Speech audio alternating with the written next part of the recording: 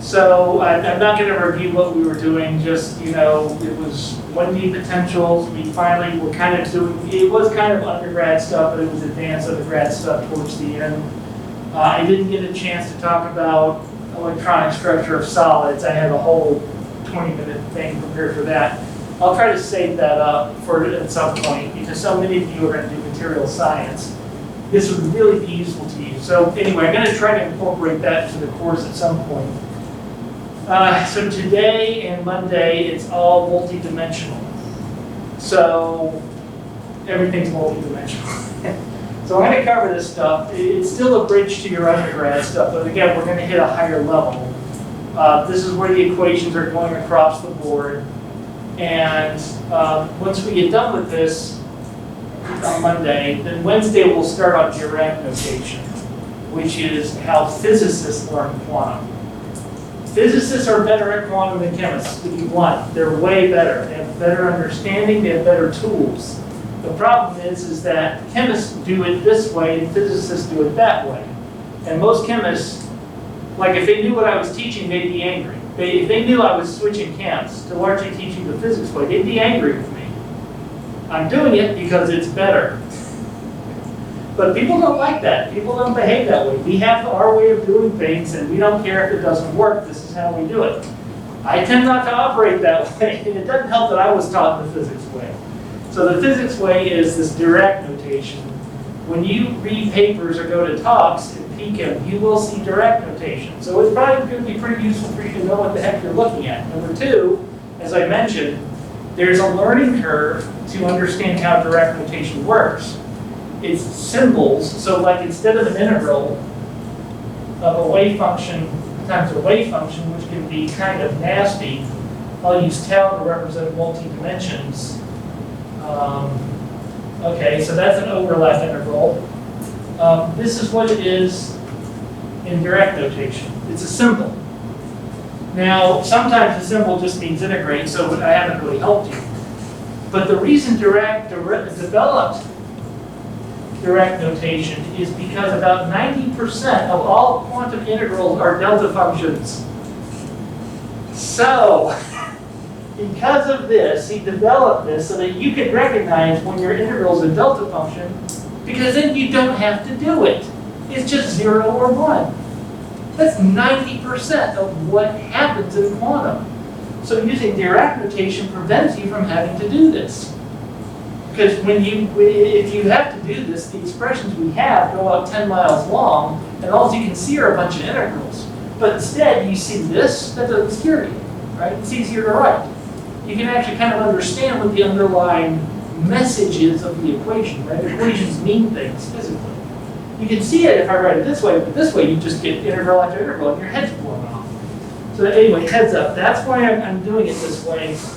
And after we get over multidimensional this and that, we're covering it, and we're going to spend most of the semester on it.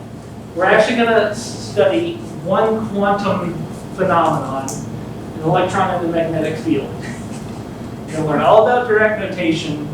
Electrons are, look, when you're doing quantum on molecules, because we are still in the chemistry department, you're doing quantum on the electrons, so this is still useful. Spin up, spin down, that's really crucial.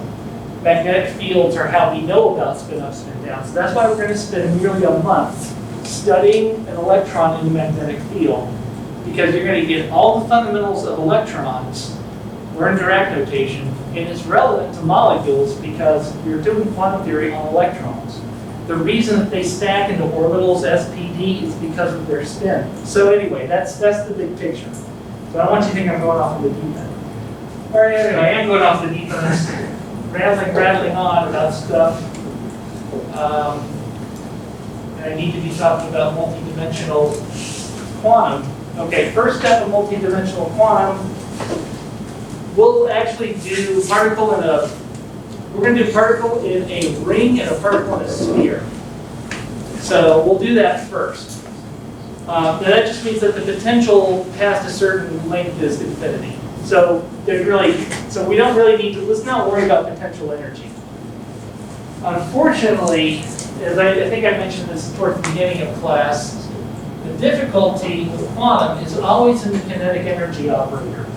The kinetic energy operator is why the Schrodinger equation, and I guess Dirac as well, Dirac equation, which is the better Schrodinger equation, whatever. They're double differentials, right? They're second order differential equations. And that sucks, right? Second order differential equations are some of the hardest to solve, and this thing doesn't.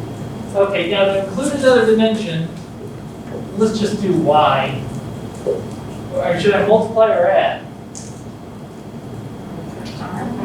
Yeah, right, and you know, y energies add. Or just add them. Yeah. Because ultimately this is kinetic energy x times kinetic energy of y. A universe that works that way would probably rip itself apart. So let's add z in there to boot. And then of course we have some kind of potential energy, and it equals to the total energy, and of course there's a wave function, wave function, wave function. I'm just not writing that. Okay. Now here's the damnedest thing. Like even when I teach undergrad. All right, so you can, all right, now what are all the problems we can do with this? I can think of one. I can think of a particle trapped in a box. Particle in a cube, right? And every, L by L by L. Okay, now as I mentioned before, the, separability, right? You remember separability? What you want is a Hamiltonian that looks like this. There's like x terms, and then there's like y terms. This little curly bracket means, double derivative plus cosine y, I don't know, stuff.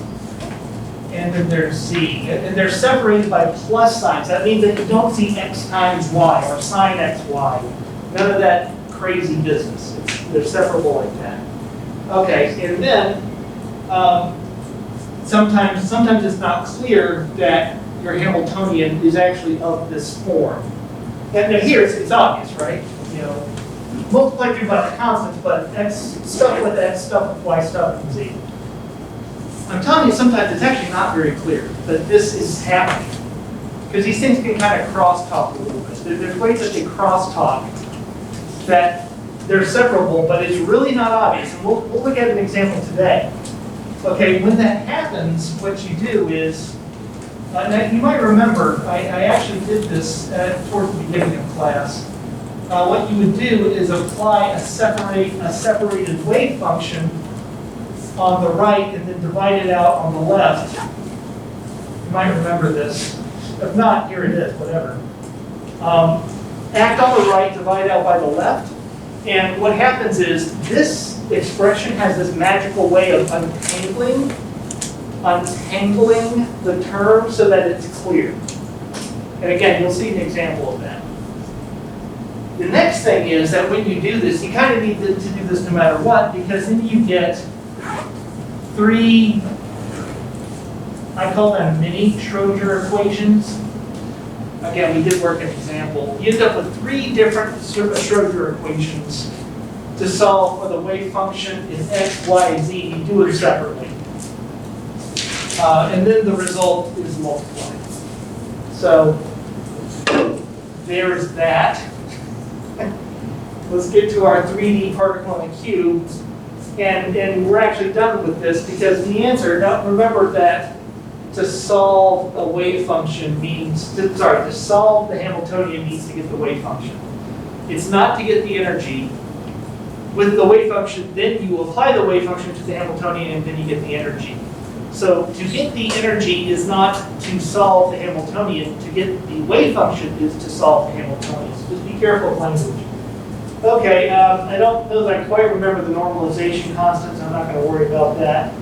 And if I center the corner at 0, 0, 0, when you center 0 in the middle, it unfortunately is a little harder because you have to write down separate even and odd wave functions. But when you center the box, when you center the corner at 0, It's just way easier. Everything's a sine function. And ends aren't, 1, 3, 5. They're 1, 2, 3, 4.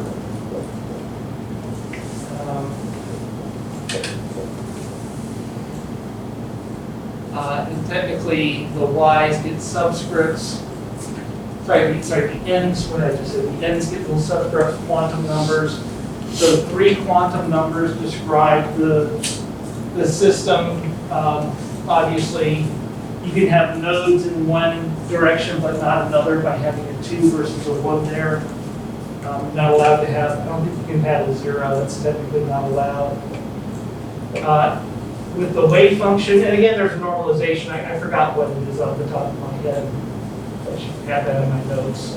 It's not exactly the hardest thing in the world to figure out. There we go. Okay, so again, and I'm not even doing it. You have here's your basic part on a box. You've got boundary conditions at x equals L, y equals L, z equals L. You end up with 3 miniature Schrodinger equations that are the same as the single box, and so you just multiply the results, and then normalize it, which I forgot, and then apply that to the Hamiltonian, there's the energy. Now, one thing that always gets my goat, by the way, is when somebody does this and then they don't, do, then you get a homework problem where, like, what if the dimensions are not identical? You do this.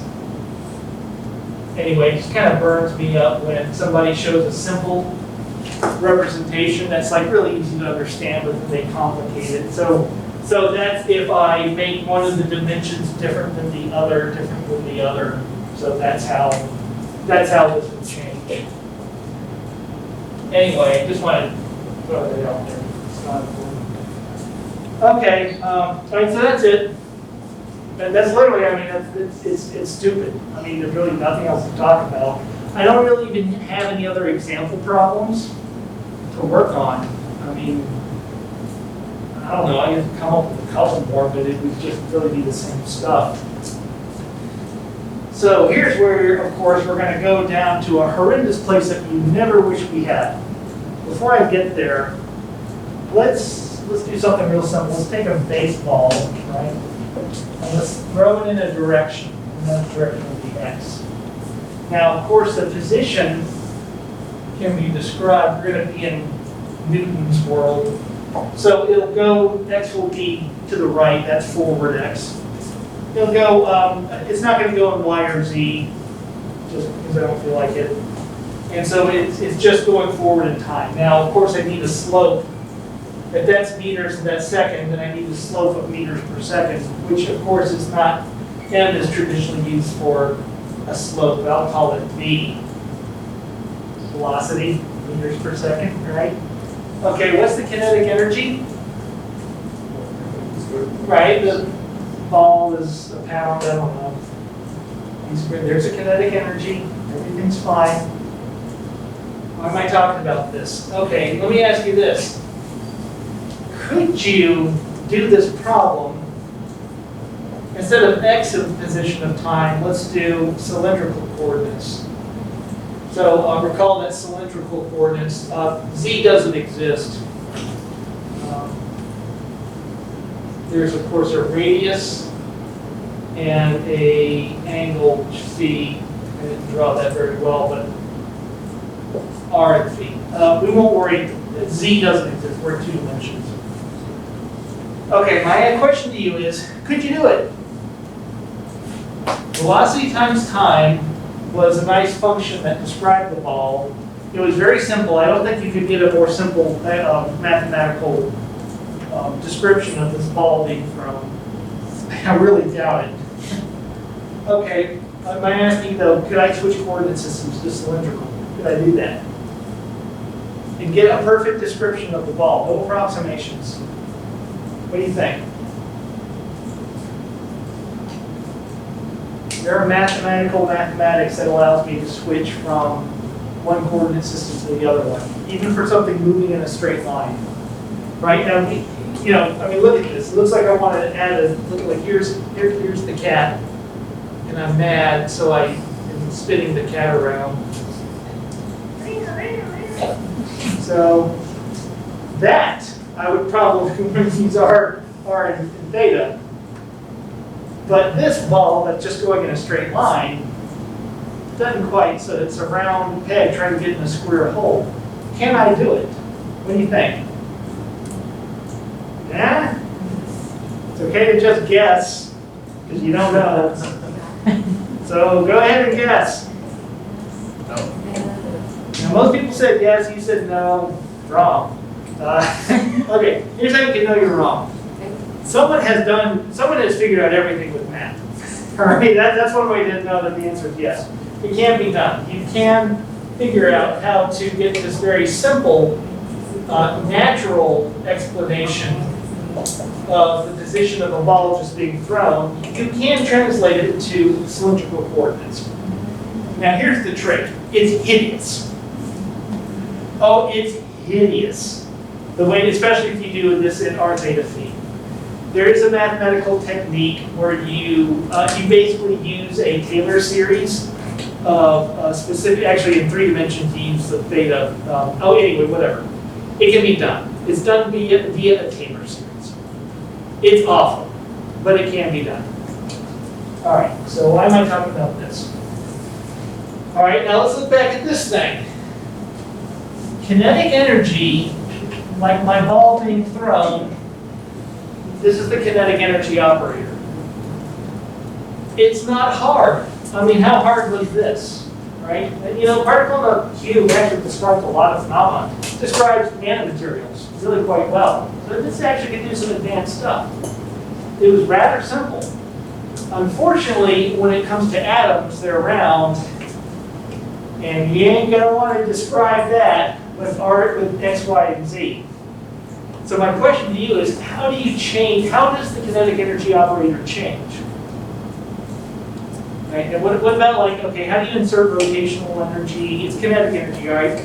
But if it's rotating, it's technically rotating. You know, if we're talking about an electron in a P state or a D state, S states don't rotate. Don't forget that. S states have no rotational energy.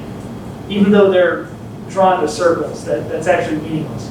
Only P and D and F in whatever states rotate. So how am I going to reconfigure this to make it rotational? Oh, but things could actually do like this. They could be rotating and translating at the same time. How do you what's rotational energy? What do you think? Any opinion? Because as you're going to guess, and you may remember, your undergrad, remember hydrogen out of Hamiltonian? You did do that, right? Yeah, it was awful, isn't it? So we're getting there, but I'm asking you, how, just off the top of your head, how do I change this? The Z portion wouldn't exist anymore. Well, I mean, it would exist, but since it's in 2 dimensions. In cylindrical, sure, but still, the complication remains of this is like for a ball being thrown. Yeah, we're going to build up to electrons, which are, atoms are round. We've got to be using our theta phi. Okay, here's my point. It doesn't change at all. This is still the kinetic energy operator. There's nothing wrong with it when I apply it to an atom. All I'm doing is I'm just changing the coordinates. I'm changing the coordinates because I just can't ultimately describe the electron with X, Y, and Z. I have to describe it with R, theta, and phi. So I'm going to have to do the same thing with this. But I don't need to derive kinetic energy. This is kinetic energy. There's nothing wrong with this. I don't need to tack on what if it's a rotating? What's the rotational kinetic energy? No. If it's rotating, this thing already has it because this is the end-all be-all. This is your kinetic energy. If something's rotating, this captures it. If it's translating, it captures it. If this is doing anything with energy of motion, this captures it. So don't ever forget that. This is not hard. The problem is that you just translate x, y, and z into r, theta, phi. You're not redefining the physics of motion or energy thereof. You're just turning x's into r's and y's into thetas and z's into ph's. But it's still fundamentally the same thing. So when you see these kinetic energy operators go across the board and you're overwhelmed, just remember, it's actually this. It's the same thing. Okay, with that said, so now we're going to figure out how to do it. It would be wonderful, I try to trick undergrads. Okay, it's XR, Y theta, and Z phi. Would you do that? No, no, oh my God, what did you do? On your homework, you're gonna do cylindrical coordinates, and I walk you through it. It's actually my undergrad question. When I teach advanced undergrads, I'll give them this question. And I still walk you through it. I make it easy. 3D, I'm not even going to do that. It's like 20 pages of algebra. But anyway, I'm getting ahead of myself. What do you do? Okay, let's do. Yeah, we won't do Z right now. So let's just do X. Okay. So, so the end goal is that, so here's where it gets complicated. As much as like undergrads would like to just say, oh, X is R and Y is theta and Z is phi, it doesn't work that way. So here's where this gets complicated is that every one of these, X, Y's, and Z's, they turn into 3. So that's where it gets complicated. You can describe the x coordinate of something with a cylindrical or spherical. I guess I'm using spherical here, so I'll bounce around sometimes. You can describe the position on an x-axis using r, theta, and phi. Of course you can do that. But you need to know all 3. So one thing, an x, turns into 3 things. And that's where it sucks. All right. Okay, so anyway, that's a big picture. So now let's get into nitty gritty and we'll do cylindrical. So you might want to make a note that we're doing cylindrical. Again, just because it's easier. Okay, here's the trick. It's, what is this, a chain rule? Oh, no. Sorry. There we go. Chain rule, right? You can actually cross these two out, so it's change x, change x. There you go. And of course, you're gonna, I'll work on this, so I'm gonna write this downward. And then of course, we're gonna have this thing too. So there you go. And again, cylindrical, so there's no theta. Theta is off the table. Okay, now why did I write it this way? Let's do this one.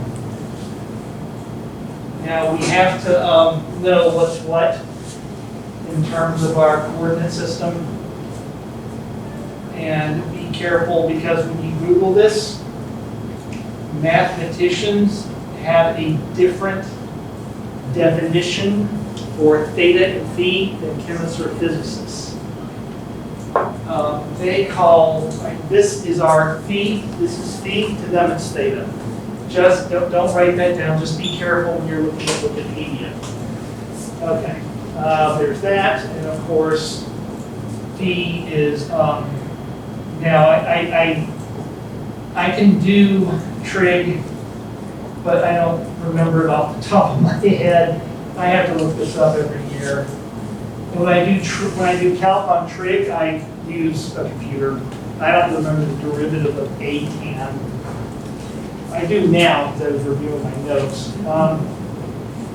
Okay. All right. So with this, let's do this term. All right, so the change in x is going to turn into something times change in r plus something times change in z. And if we were doing theta, it'd be something change in theta. What's that something? Once you have that, you're done. Okay. So again, dx goes to r, x, r. Now, Now this thing you leave alone, that's the end goal, is to have that. It's this thing is what's that. Okay, so now R has to be a function of X. Of course it is, I know what it is.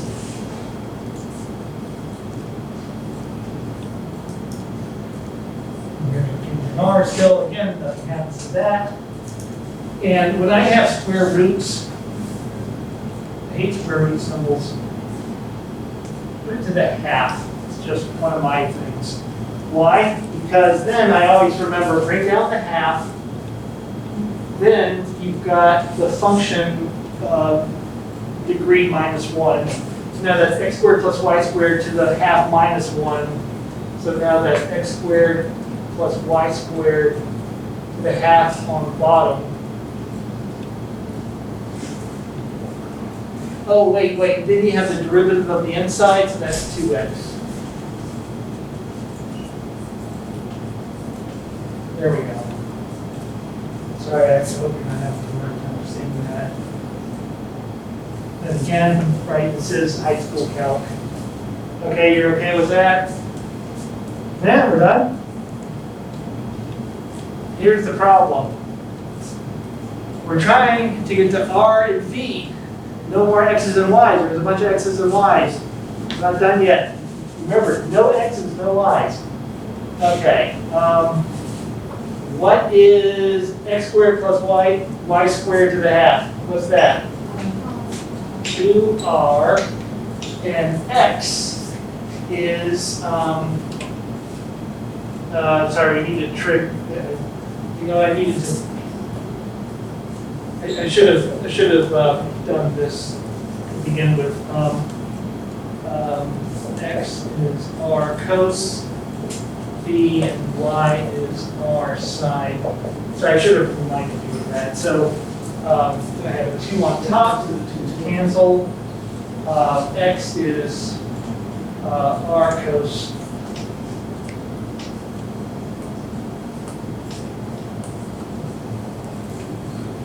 There we go. Okay, so we got that term. There you go. Likewise, and I won't,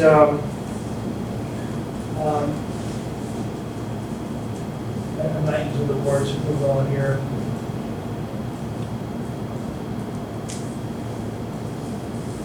Let me just point out what this does. So you're going to have the derivative of arctan.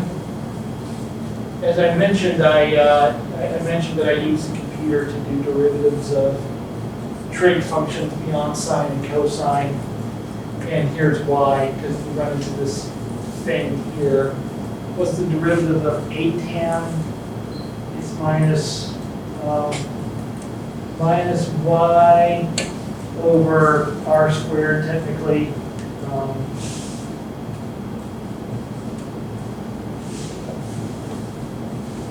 Anyway, you can just work through this, and of course, y is r sine, so this ends up being minus sine over r. Over r. Okay, so there you go. All right, let's just some mathematics. As I mentioned, it's all just detailed. How detail oriented are you? Because if you are, you're worth a lot of money. Let me get this out of the way in case you're wanting to, I try to be careful about not having equations run into other ones because then you read them all together, so I'm trying not to do that. Okay, next thing. All right, next thing is that we're not done because this is ddx. We have to do ddx squared. And this is more complicated than you think. All right, so I'm okay. I have to erase this. We're all okay? So normally, you know what? I forgot to ask Jen about moving to a learning center. Normally, I would want to toss this up so you can still see it. But I can't do that. So anyway, when I get back, I'll ask Jen if there's a bigger room. It's mostly, I don't like the single whiteboard. All right, I'll leave this up here. Okay, so the next thing is, now you have to do this. I gotta do the double derivative. That's gonna die. Okay, now, this is actually way, I hate to tell you this is what you're mostly doing on your homework. It's way more complicated than you first think. This is actually, that last part, that's actually not that bad. This is the bad part. And I'll explain why, and you will have fun with that on your homework. And you will, and again, I tell you where all the pitfalls are. And it's like a 3 or 4 step problem. And you'll see why that is here in 1 second. And you'll also see why you've got to be really careful. These are all technically operators, and you have to be really careful with them. And then the same with y. Okay. Why this is way more complicated than it looks is not only do you have a FOIL, you have to get the order correct. It is absolutely essential you do not mess up the order in which these things appear. Okay, so what I mean by that is, I'm just writing down this first one, and of course it foils with the next one. There's ultimately a minus sign. The minus sign I can distribute, but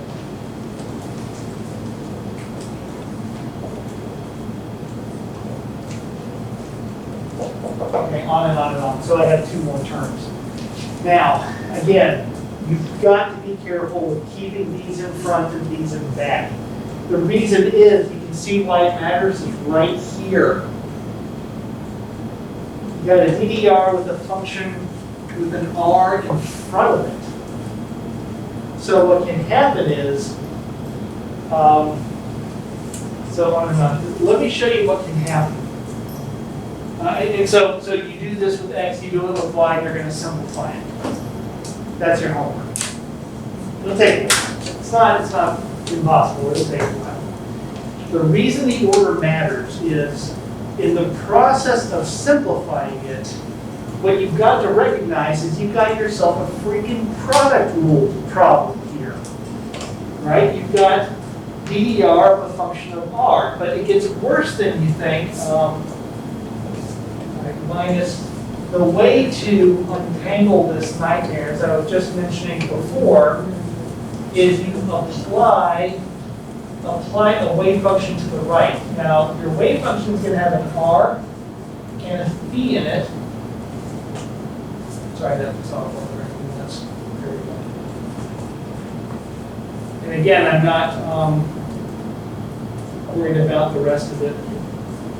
Okay, so you see again why this gets so complicated. DD phi captures that.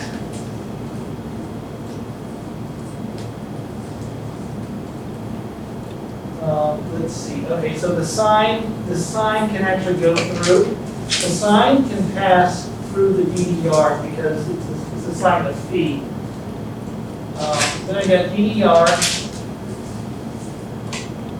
Wave function with respect to R over R, and then the derivative with respect to phi of the wave function of the function of phi.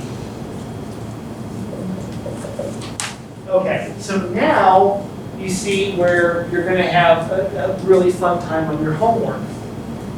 You now need, so the sign can pass through this, but the R can't, and nor can the wave function with respect to R. So one of the ways I try to trick you is, at one point I say, oh, just take the derivative of R to simplify it.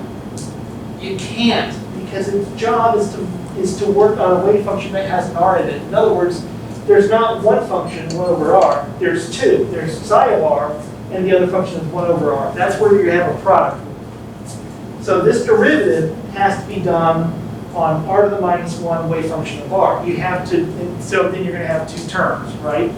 Derivative of 1 over R psi of R plus the plus 1 over R derivative of psi of R. Oh, and whatever the hell that is. That doesn't go away either.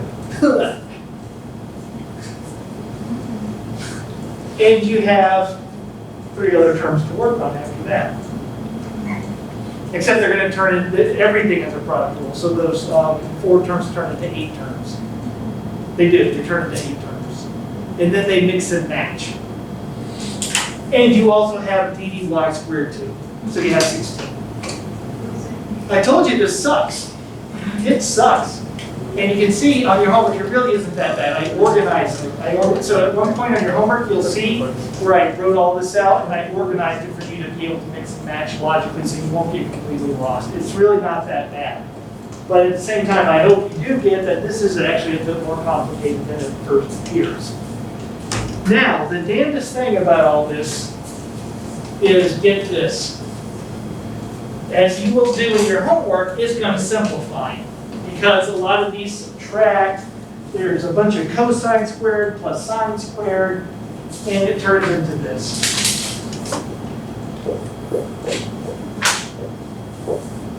It turns into a double derivative with respect to r, plus 1 over r dr, 1 over r squared, and there's no theta in this case.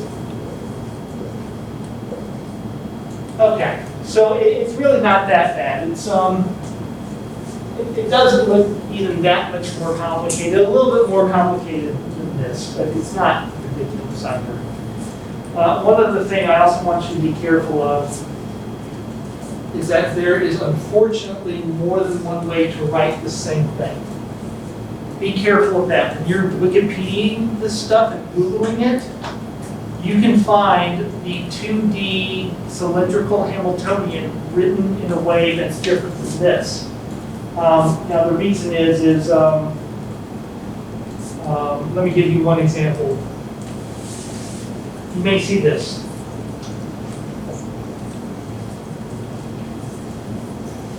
What? Okay. To figure it out, give yourself a dummy wave function. 1 over r, dr, r, derivative of r. Now you've got yourself a product rule, double derivative. Because no, what have I done? Take the derivative of that, leave that alone. Then leave that alone. Take the derivative of that.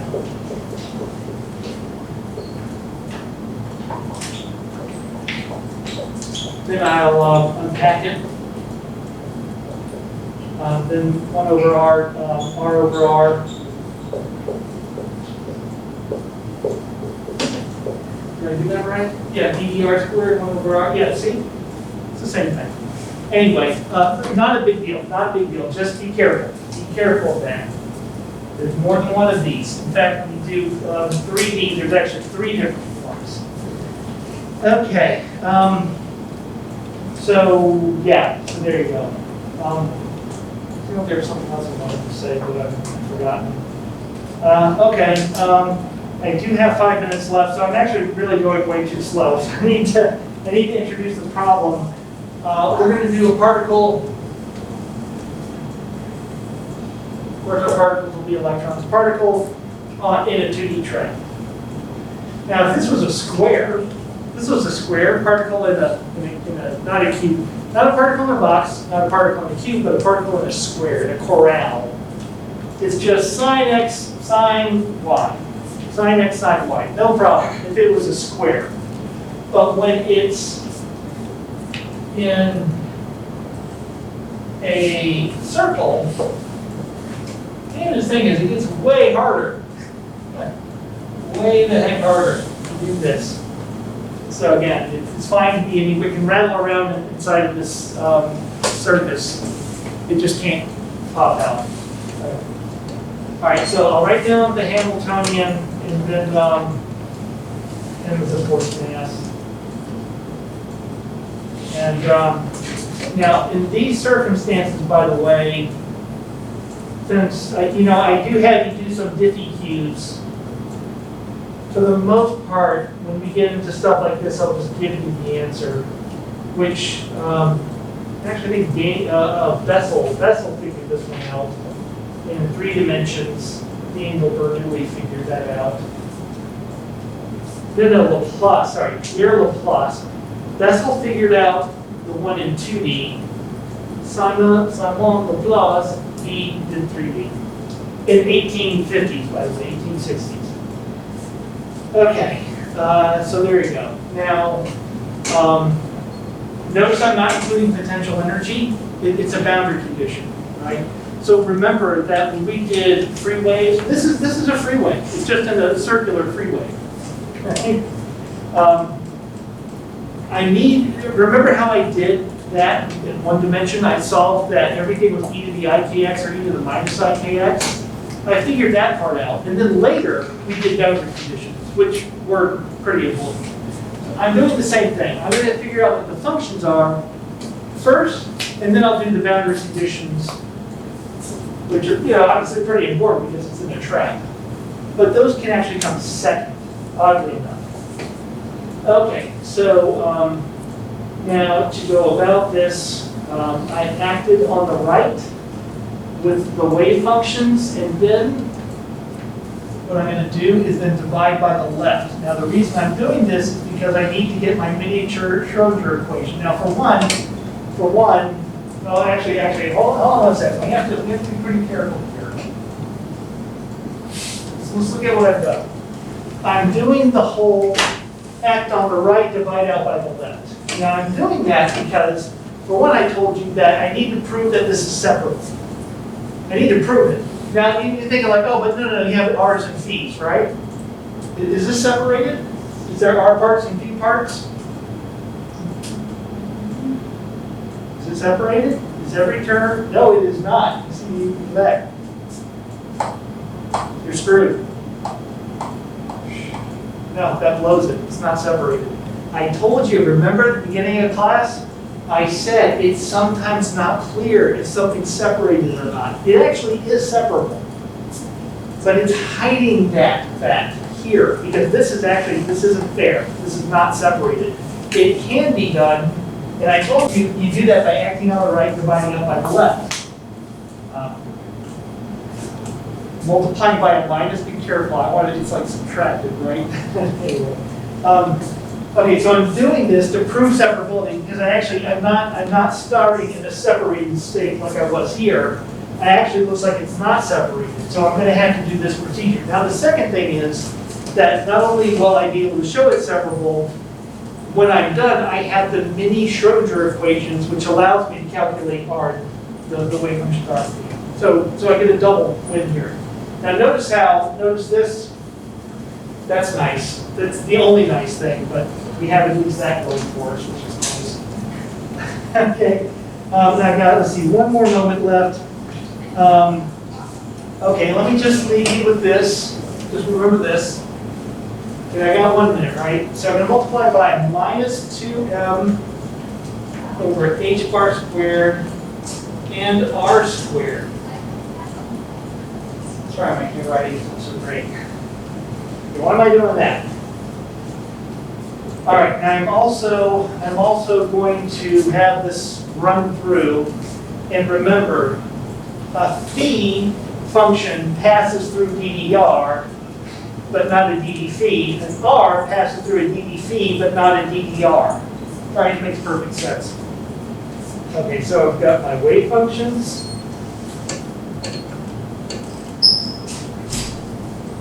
The constants are gone, and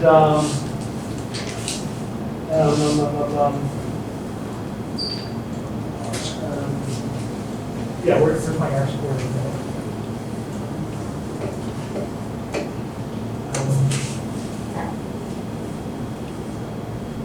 So again, the DD phi goes through this one, and then it's divided out on the bottom. This remains because this sucker is caught, it's trapped there. The same thing happens here.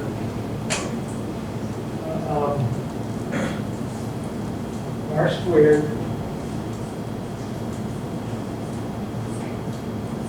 So I hope you follow along. Sorry, I know I'm kind of rushing. Okay, I'm kind of out of time right now. So the reason I don't have a 1 over wave function of phi is because it passed through and then got divided out, but not R. R is trapped by this operator, and so that's why it's remained. And then of course you're going to see the same thing here. The R squared is now gone. Right? Now you see why I multiply by R squared? And of course, one over R is gone because the R passed through this operator. But of course, the phi wave function was not able to, so it's still there. And then what I've got is minus h bar squared over 2m r squared e. Okay. All right, now it's separated, and this is it. Let me just show you real quick. It's separated. R, phi. Right? Careful. Let's put this in a math plane. Bring over the right, R. Okay, it's separated because I have R parts and phi parts. Here's the phi parts, here's the R parts. The thing is that R has captured energy. So I've got two major Schrodinger equations. One for phi, and this I know immediately that this is going to be e to the minus, I times something, right? I know immediately it looks like that. And then I've got my R parts. The radial ends up being like a primary. There's two miniature Schrodinger equations, one for phi and one for R. The R ends up becoming more important than the phi because it ends up capturing the energy. The energy is calculated with the R component, not the phi component. It's weird. It's like it becomes more important for the reason. Anyway, okay, I've gone over.